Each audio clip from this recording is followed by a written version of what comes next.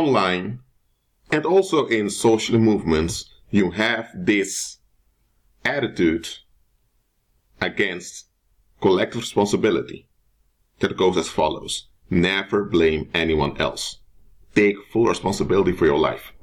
Those two statements, they appear very empowering. They appear very motivating. Because when you are the one with all the responsibility, that means, or that actually hints that you have the ability. Because responsibility can only exist where there's an ability. Where there is no ability, there can't be any responsibility. Okay? Because responsibility is the ability to respond. So if the ability to respond does not exist, there can't be any responsibility. Okay? Now you have immediate responsibility. That is what you have in daily life. And you have collective responsibility of the whole community together. Now, there is this trend that teaches people that they have all the responsibility when it comes to them. And this sounds very empowering because it tells you that if you've been through something very bad, that you have the power. But there is a hidden accusation in this. And before I go to that hidden accusation, let me just say clearly here, it is a hoax. First of all, you are a human being, you're not the Most High, you don't have all the abilities, you don't have all the insight, and you don't have all the experience. So you cannot be responsible for everything that relates to you. You can only be responsible for what you're able to do as a response to what's going on around you. The fact is, you are a vulnerable creature. You are a vulnerable and, I would say, weak being. So as a vulnerable and weak being, you are interdependent on others. And when you were just a small baby, growing up, you were completely dependent on others. So that implies that others also have responsibilities towards you as you have towards them. So as a community, whenever there's a failure in a community, it can't all be pointed to one individual. That is not possible, however you look at it. Okay, let me give an example. Let's say someone grows up in China, but his parents are French. He grows up in China, his parents are diplomats, and he speaks French because his parents speak French at home, and he speaks fluent Mandarin Chinese. When he comes back to France at age 17, and he speaks both French and Chinese, people are amazed, thinking, how could that guy speak so well, so good Chinese?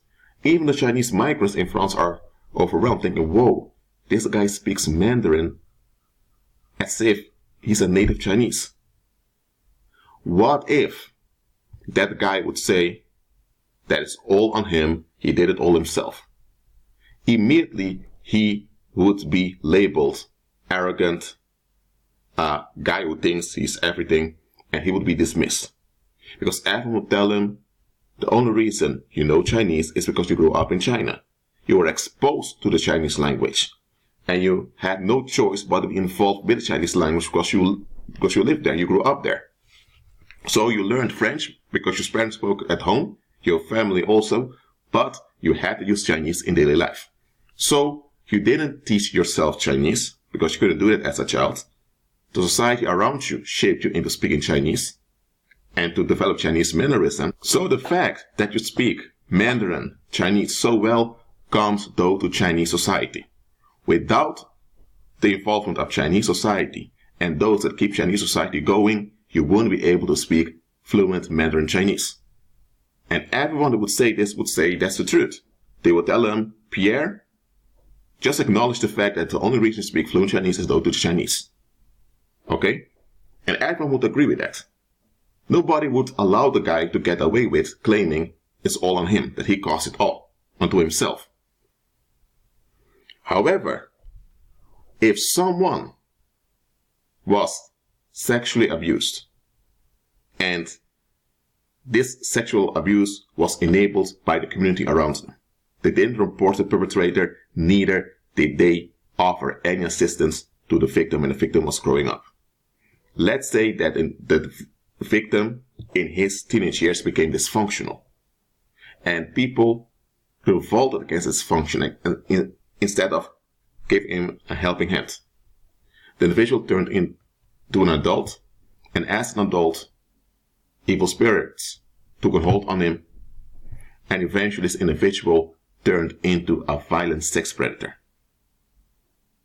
Now, nobody would argue that as an adult individual has an option to look for help, and that if an individual clings onto seeking relief, that they are contributing to the harm that's going on. So nobody would say that the violent sex predator is not responsible for what he's doing. However, how did he turn out that way? Did he fall from the sky like that? Did he come out of the womb like that? No. There is a long process of victimization that went on and denial by society that shaped him into this dark mindset, and when he was older, he held on to that dark mindset. So that was his part, that he held on to that dark mindset that he was shaped into. And it's him holding on to this dark mindset that led him to develop those weird sexual obsessions. But what does society do? They only focus on his part that he did later on, after the whole process was done. When he held on to that dark mindset that he was shaped into, they only focus on that and say he's a big monster. And they do not even talk about how he developed that dark mindset. And here's the thing, even if someone developed a dark mindset, that dark mindset needs to be enabled one way or the other for an individual to continue in it. So nobody talks about it either. So if someone grows up speaking fluent Mandarin Chinese, people would expect him or her to show homage to the ones, or better to give honor to the ones that made it available. If you get your high school diploma or a college degree, they would expect you to give credit to your supervisors and those that taught you and coached you. Alright? That's obvious, but why is it that when monsters are developed, society refuses to admit that it's them doing it? Why? Why is it that when dysfunction, defects, and evil manifest in a human community, everyone tends to throw it all on either the scapegoats or on the perpetrators? Nobody asks how someone turned into a perpetrator. Sometimes an individual is not even a perpetrator. Sometimes an individual just broke down mentally completely, and when he appeared before court and do a psychiatric evaluation, the psychiatrist and psychologist would declare, based on medical science, that individual cannot be held accountable because they couldn't think clearly. And what happens then is that the judge will not sentence the individual, but the individual will put in a program to recover. That happens. But nobody talks about how the individual ended up that way. So yes, if an individual snaps, let's say someone didn't intend to harm anyone, but they just snapped. There is something built inside of them that caused them to snap. Who built it inside of them? The language they speak, their native language, didn't come from them. Even the first name doesn't come from them. So most of the things they've accumulated didn't come from them.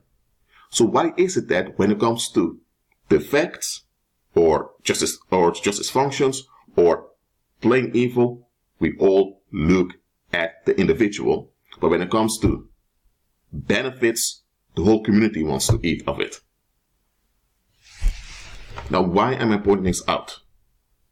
It's because this whole attitude of you having to take full responsibility for your own life and you should never blame other people, it simply tells you that society will blame you when you are affected by society's failures.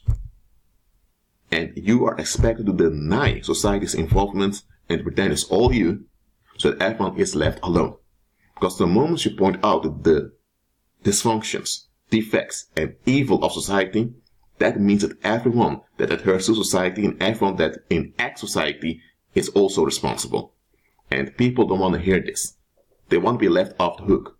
They don't want to be charged. They don't want to be held accountable. They don't want to be dealt with. That's why you often have those fake testimonies of people who were harmed by society. These testimonies are fake. I'm not saying all testimonies that go like this are fake, but many of these type of testimonies that I'm talking about now are fake. They're fabricated by actors. Those testimonies go like this. You have someone that was victimized by society.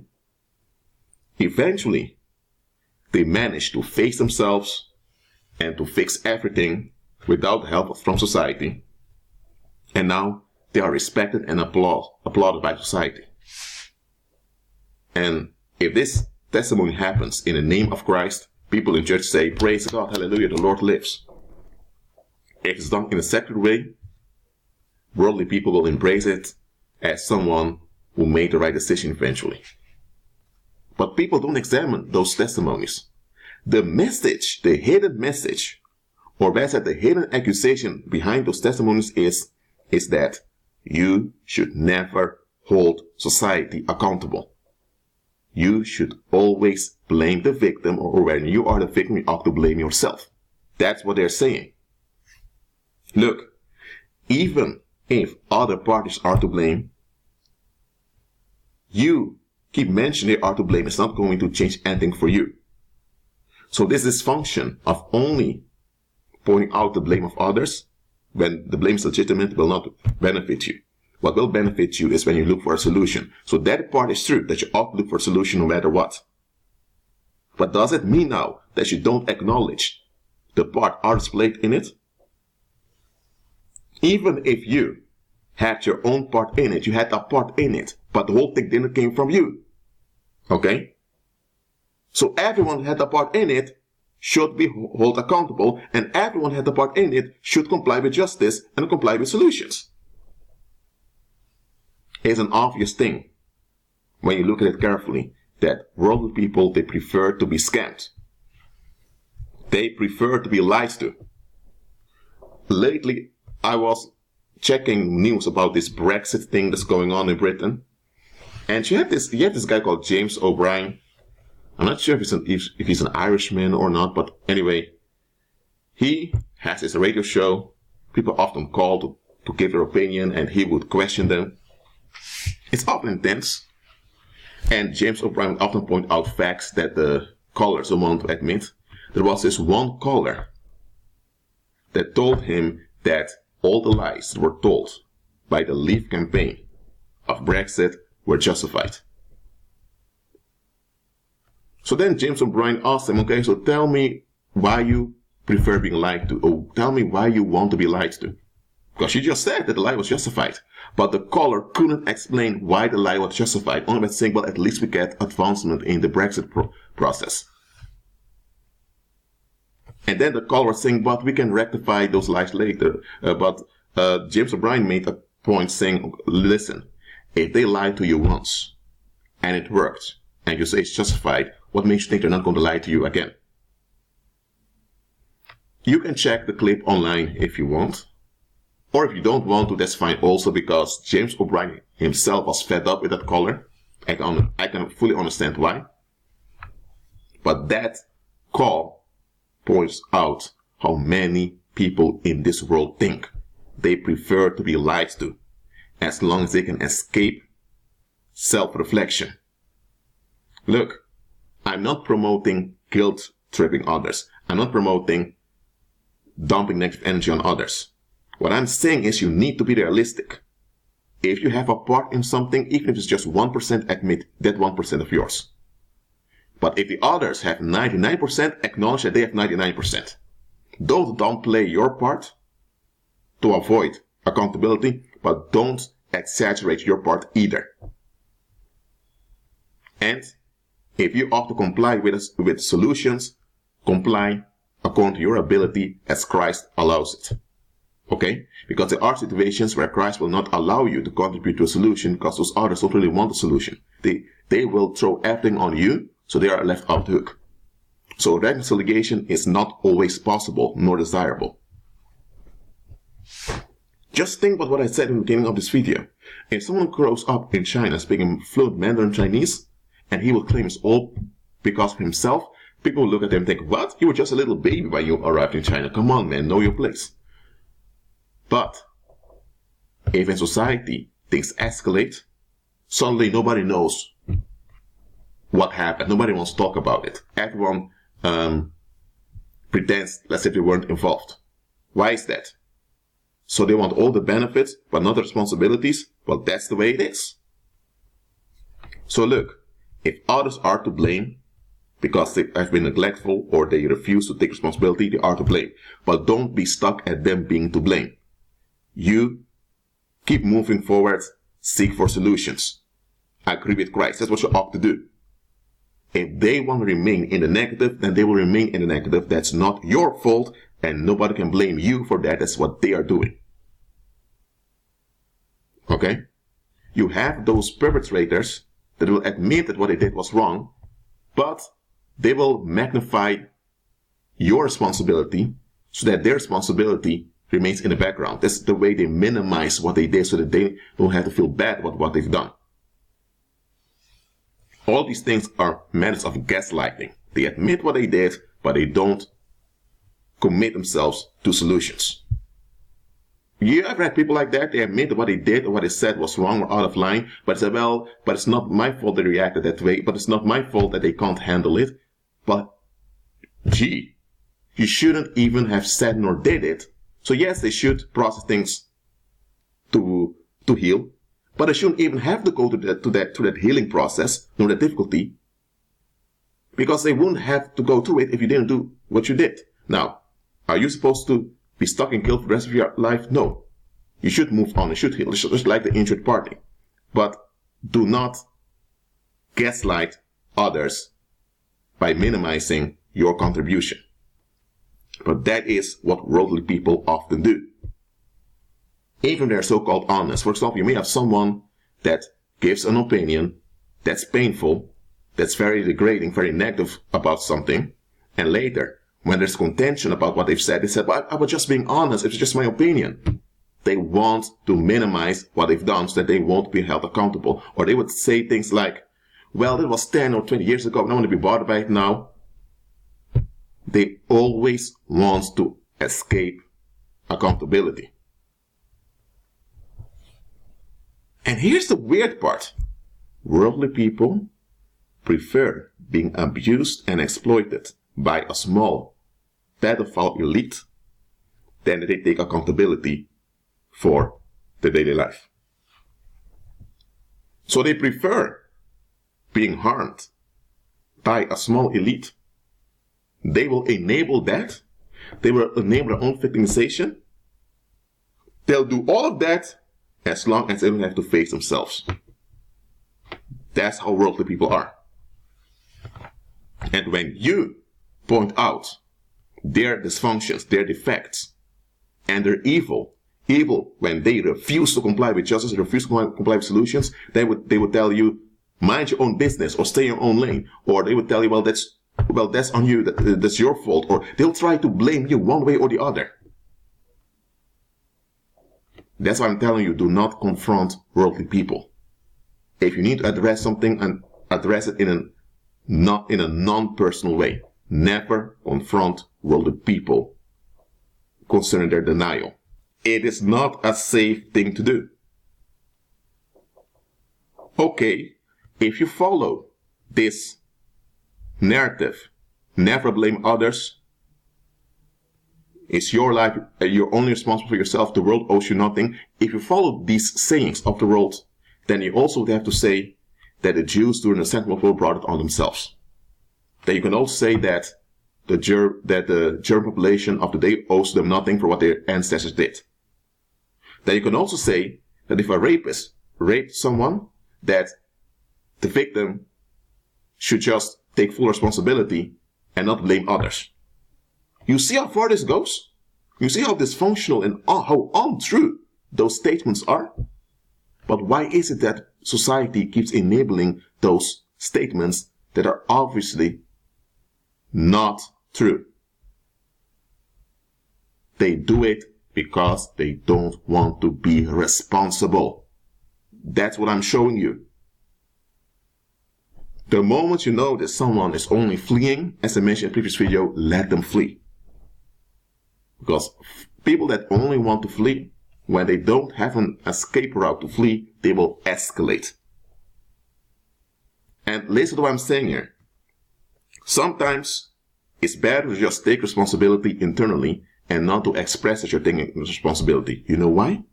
Sometimes it's better to pretend as if you don't want to take responsibility while in fact you're doing it. Let me tell you why.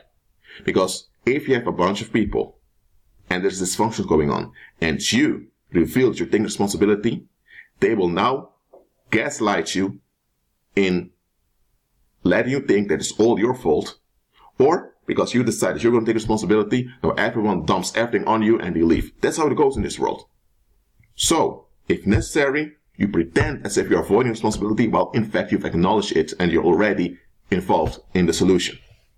You can't always be vulnerable and transparent with worldly people.